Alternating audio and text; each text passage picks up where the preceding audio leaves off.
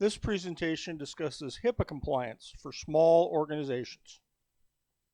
Together with software from HCR and support from Compliance Helper, these videos describe a comprehensive program for HIPAA compliance for small organizations. HCR2 has created a systematic web-based method for helping small organizations achieve full HIPAA compliance at a minimum of cost and effort. The software uses the standards published by the National Institute of Standards and Technology, as recommended by the HIPAA auditors of the Office of Civil Rights.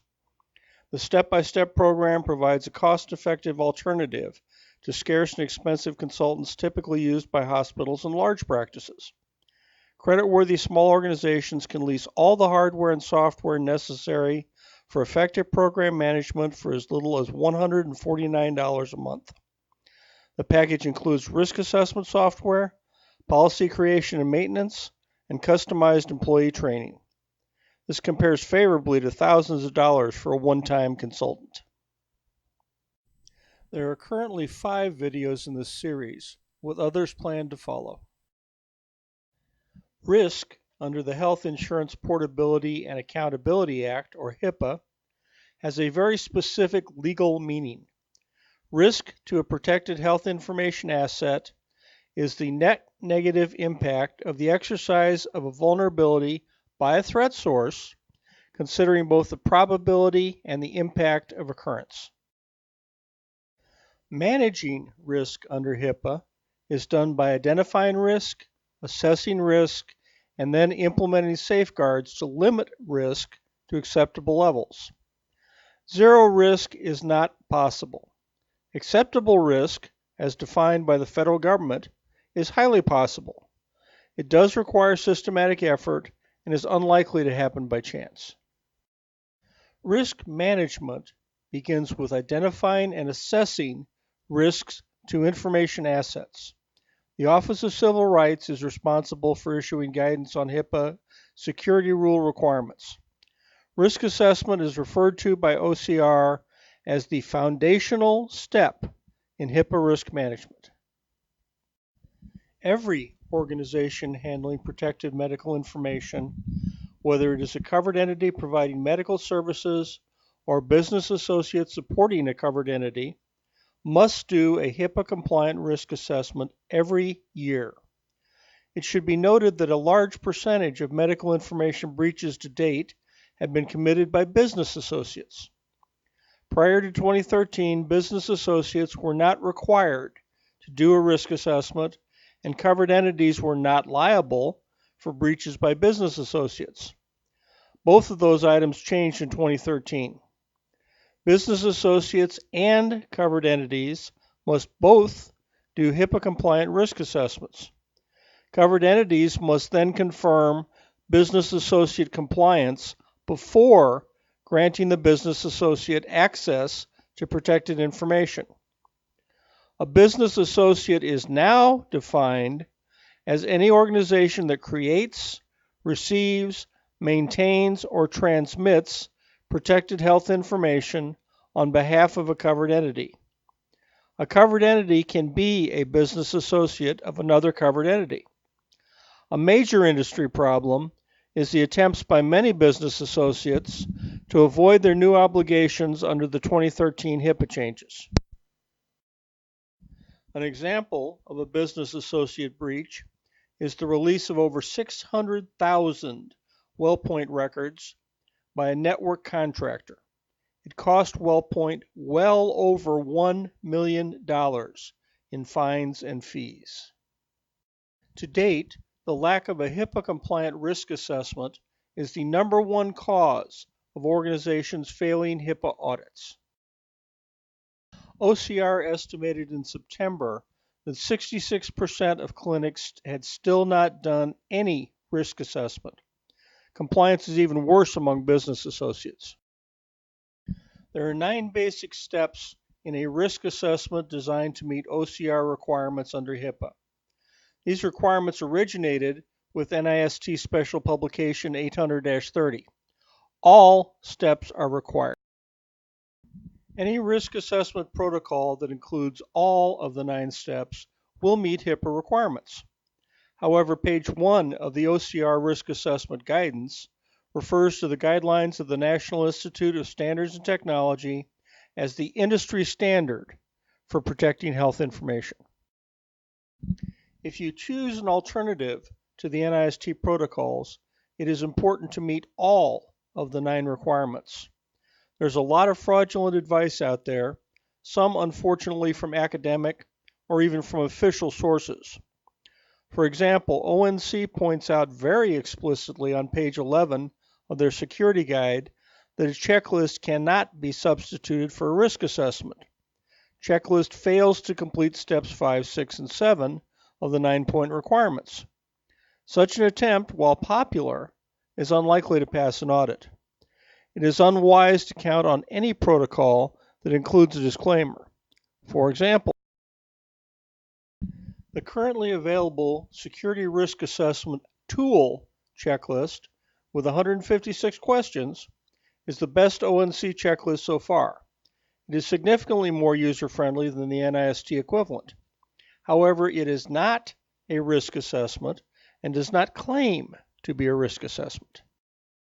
The risk assessment tool aggressively states that it is for information purposes only.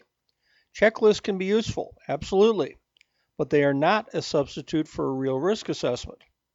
If you are being advised to use a checklist in place of a real 9-point risk assessment, you should get an explicit, ironclad guarantee in writing and have it reviewed by your attorney. If you accept bad advice from any source, you are still liable. Given that the HIPAA auditors are required by law to use the NIST protocols internally, there are serious advantages to using the NIST approach over otherwise acceptable 9-point alternatives such as COBIT or ISO.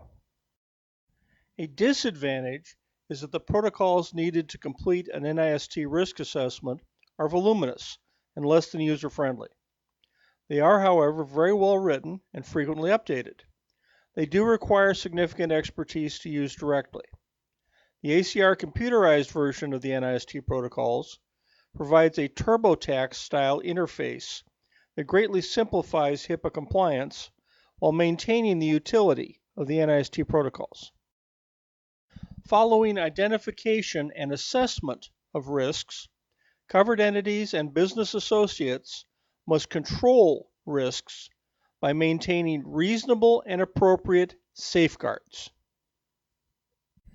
Once safeguards are in place, they must be periodically reviewed, modified, and documented. The HIPAA security rule does not specify which safeguards are reasonable and appropriate for which size of organization. This compliance program is based on NIST 800-66, an introductory guide to HIPAA security rule compliance. There are 101 HIPAA safeguards under NIST 800-66. However, not all safeguards are reasonable and appropriate for all organizations. Reasonable and appropriate depends on the size and resources of the organization.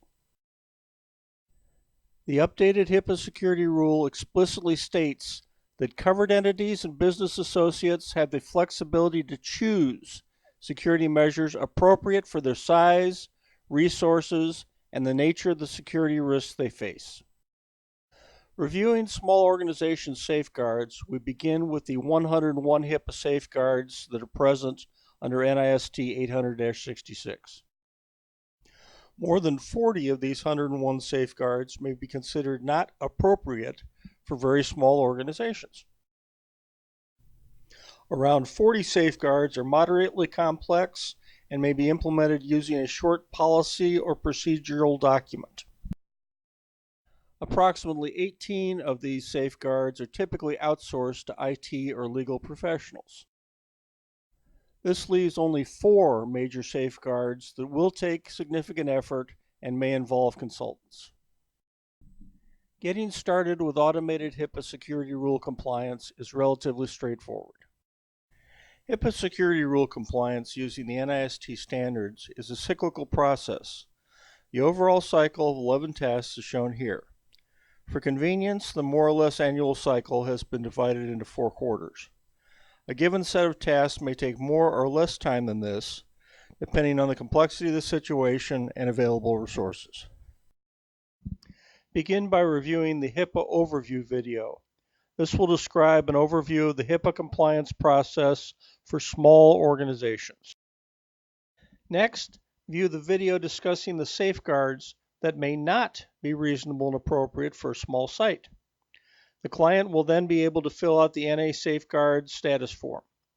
Note that only the client will have the site-specific information needed to fill out this form on which safeguards are not appropriate. Using the information from the client's site-specific NA form, ACER2 will generate the initial risk assessment for the site. Filling out the NA status form will typically take less than 4 hours and is likely to generate a risk chart similar to that shown.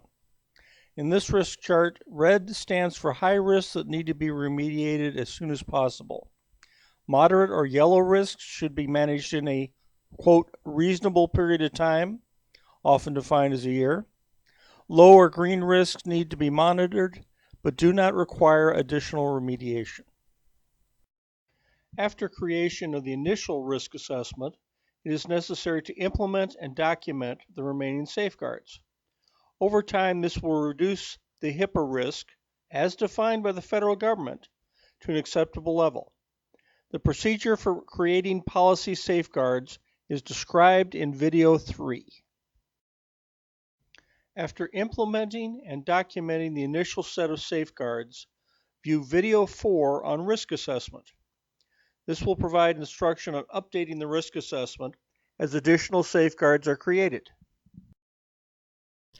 At this point, your risk assessment should resemble that shown. All the immediate risks have been remediated. The yellow risks must be remediated in a, quote, reasonable period of time, unquote. To show reasonable diligence, it's necessary to complete at least one safeguard every quarter. The next step is to create policies to use for security awareness training. Lack of security awareness training is one of the main 3 reasons for HIPAA audit failures. If you choose an outside vendor for security awareness training, the training may not be consistent with your policies. This can lead to confusion and compliance issues. The implementation of security awareness training dramatically improves overall risk scores. It is difficult to implement safeguards without training. Creating and implementing the remaining moderate safeguards will generate an acceptable risk assessment showing full compliance with the reasonable and appropriate risk management standards for HIPAA as prescribed by the National Institute of Standards and Technology. The revised risk assessment may be updated at any time. After achieving full compliance, it is necessary to maintain that state. Many safeguards must be updated quarterly or annually. After updating safeguards, it is good practice to create a new risk assessment, preferably on a quarterly basis. New safeguards are periodically required by Health and Human Services under HIPAA. These are automatically integrated into the risk assessment process.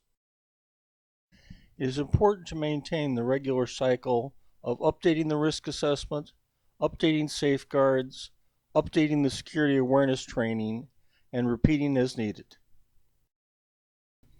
For more information, contact your testing manager or one of the individuals shown on this slide. Thank you for viewing our tutorial.